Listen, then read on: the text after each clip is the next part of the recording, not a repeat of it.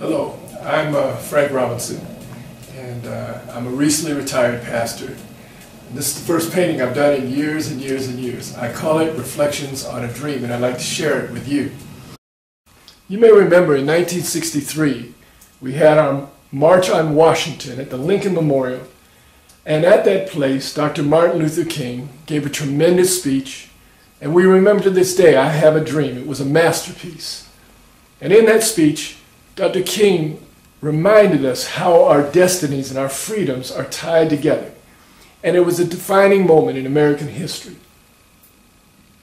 But it was 45 years after that, and 232 years after the birth of the United States of America, that we elected our first African American president. And you may remember, like I do, that there were tremendous emotional responses of joy and hopefulness, and there were tears, there was laughter. And especially for those who are descended from America's slave system, which was based on the myth of white superiority and the myth of black inferiority, the 2008 election was especially significant. It was far more than a victory of the Democrats over the Republicans.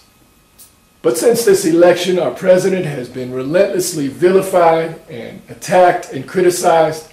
Some of our worst prejudices are barely disguised and barely restrained, and some things are just shameful that I've seen and heard. And I wanted to say that whether you like or dislike President Obama, all of us ought to recognize that something significant has taken place in America.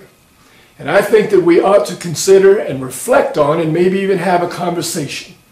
And I think that we should ask questions like, where did we come from? And what is the good and the not so good and the bad that contributed to make us who we are today? I think that we should ask and discuss what legacies haunt us, and what legacies benefit some of us, and what legacies have been passed on that hurt others. What is it that we can learn from our past that will make us better and make us wiser?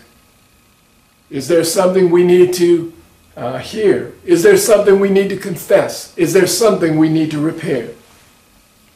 As I read some of Mr. Obama's writings, as I saw photographs of him, and as I studied him, and I got to see photographs of Mr. Obama from his childhood to the present day, it was not difficult to see that this gentleman had profound identity struggles, just as other biracial children in America have identity struggles. Oftentimes they are not identified by what they are, but they're identified by what they are not.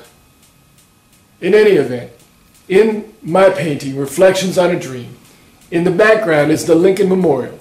And it was on those steps that a dream was articulated to the nation and to the world.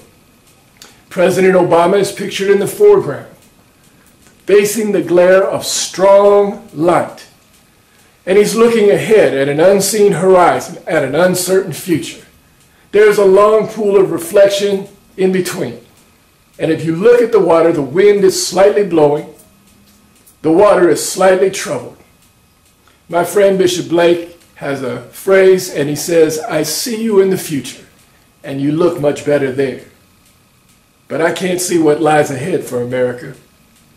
It is my hope that we become a better nation, a wiser nation, a more humble, honest, just, and compassionate America for all of us. I want to thank you for letting me share Reflections on a Dream with you. I hope you like my painting. I'm not sure what I'm going to do with it. I may license it, I may auction it, I may print giclées. Of course, I need to know if there's enough interest in it to market it. But there's something more important than a painting going on, because there are some things we do need to think about and we need to talk about.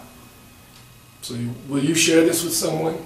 And let's talk with each other with mutual respect and with a listening heart. And I want to thank you for listening to me today. Thank you.